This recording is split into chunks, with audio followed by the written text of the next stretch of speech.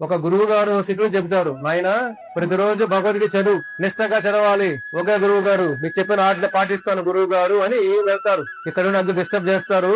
అడవులోకి వెళ్తాడు, గుహలో ఉంటాడు. గుహలో భగవద్గీత చదవడం మొదలు పెడతాడు. కొద్ది రోజులు బాగానే చదువుతాడు.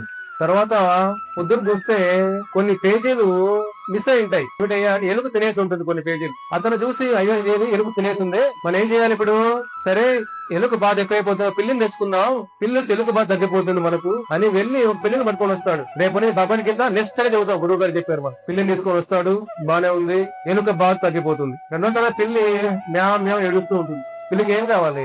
ఆకలి అవుతుందా లేదా? మన పిల్లి తెచ్చుకున్నాం బానే ఉంది, ఎలుక బాధ తగ్గిపోయింది, ఈ పిల్లి ఆకలి వేస్తుంది, దానికి పాలు కావాలి. రోజు పాలు ఎక్కడ తీసుకొస్తాం మనం?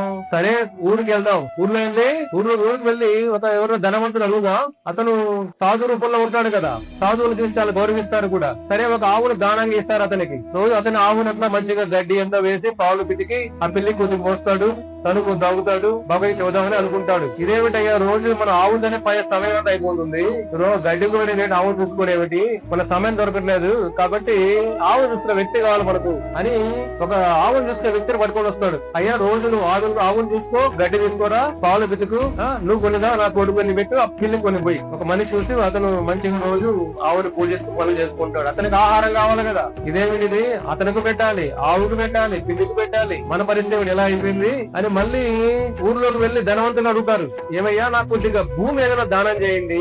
ఆ ఊర్లో ఉన్న శ్రీమంతులు ఇతను సాధువు కదా ఒక భూమిని దానం చేస్తారు. భూమి దానం చేసిన తర్వాత వ్యవసాయం మొదలు పెడతాడు. వ్యవసాయం మొదలు పెట్టి పండించింది ఆవుకి గడ్డి దొరుకుతుంది, ఆవు చూసుకున్న వ్యక్తికి ఆహారం దొరుకుతుంది, ఇతనికి ఆహారం దొరుకుతుంది, అంతా బాగా జరుగుతూ ఉంది.